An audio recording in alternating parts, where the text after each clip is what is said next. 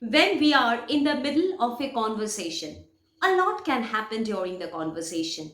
So many different circumstances can happen, so many different situations we have to deal while we are speaking. So, to keep our conversation go in a flow with full confidence and with full fluency, it is not always possible for us to learn a hell lot of vocabularies and keep putting those vocabularies at the right place at the right time in the sentence. To solve this problem, phrases have come into play. Phrases are the rescuer.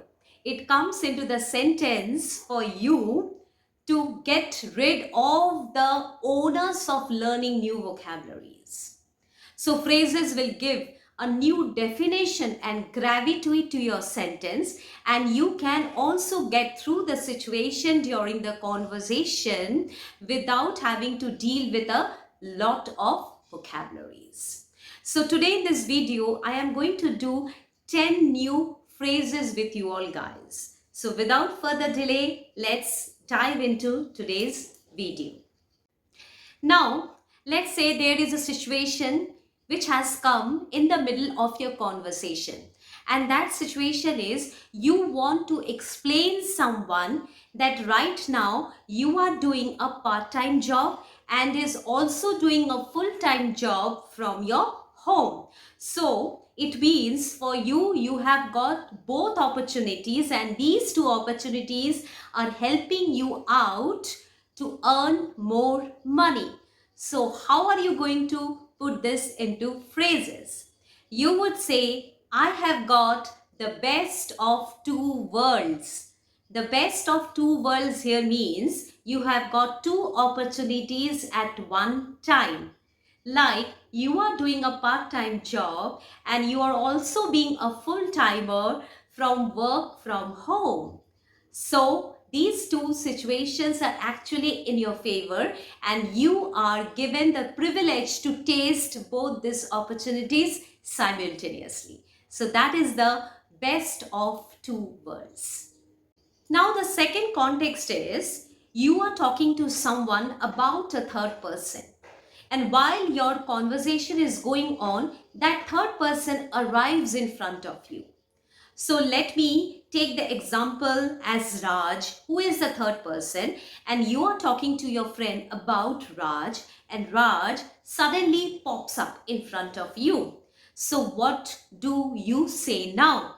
So in this situation, you can add a bit of humor to the situation or bit of humor to the sentence by saying, speak of the devil and the devil is here.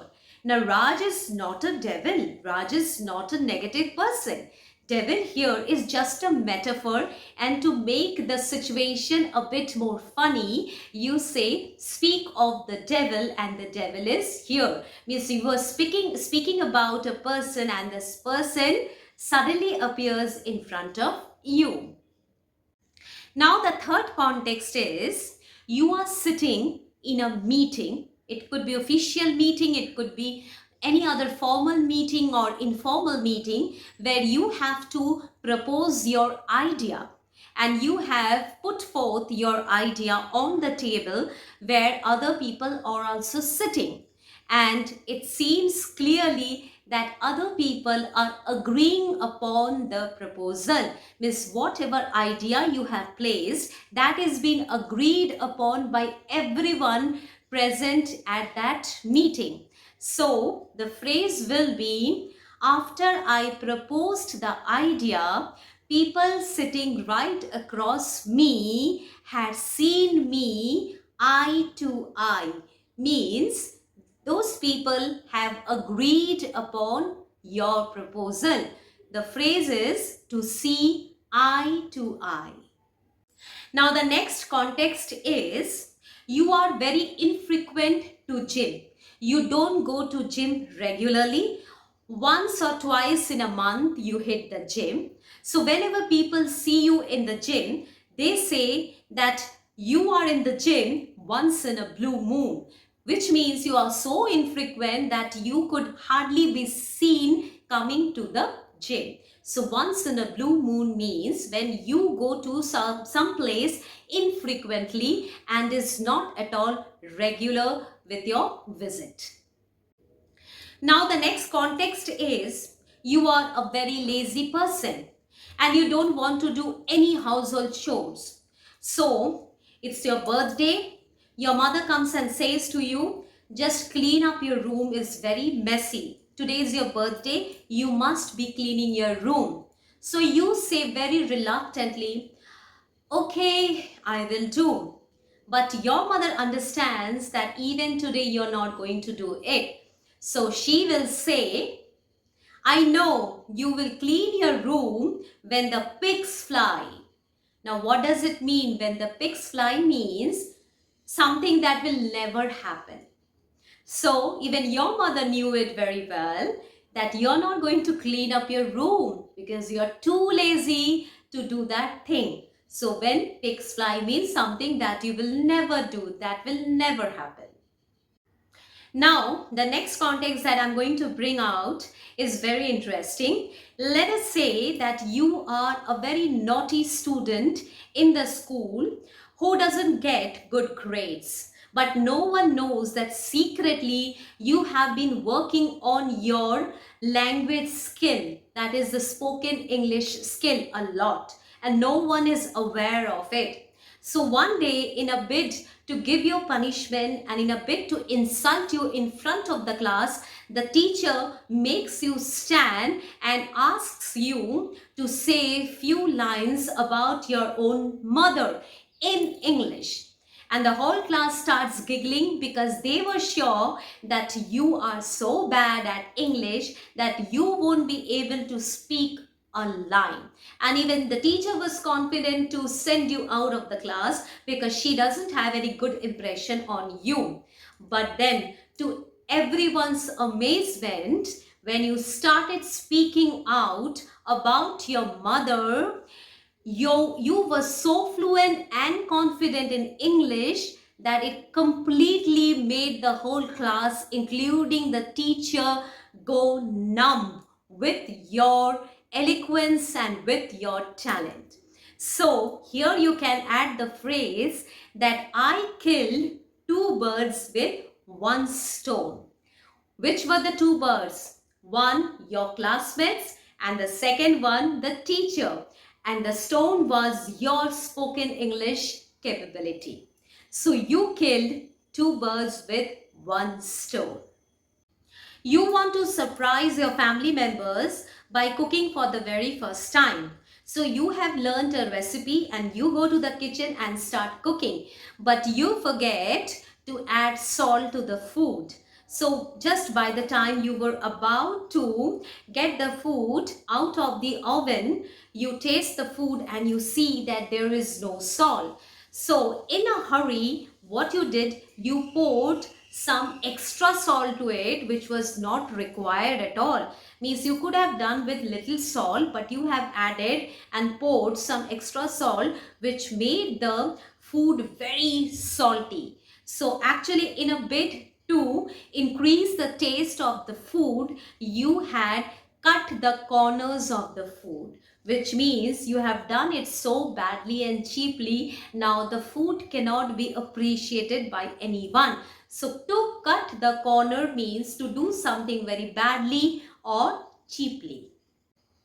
Now a student has failed in the examination and goes back to home to report about his grades and result to his mother, only to find out that his mother is down with viral fever and infection.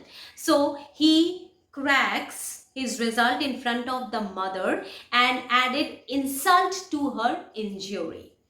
To add insult to one's injury means to make the situation worse. His mother was suffering from viral fever. Her body was very weak. She was feeling very down with fever. And now when the son is back, the son cracks his own grade that he has failed in the examination, which made the mother's situation worse than before. So it means you have added insult to the injury which already the mother had in the form of viral infection. The class teacher of a school has suddenly resigned, and in place a new class teacher has been appointed who did not look like the previous class teacher in manner of elegance or in manner of gravity. So this new class teacher did not look very elite class or did not look very educated. So the students started making fun of the teacher as soon as the teacher walked into the classroom.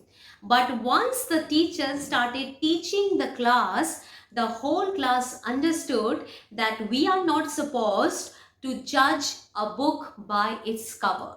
Means one cannot be judged just by the outer appearance. Her outer appearance was not that of an elegant lady, not that of a literate person. But the moment she started speaking out and explaining the chapter, beads of knowledge started flowing out of her mouth.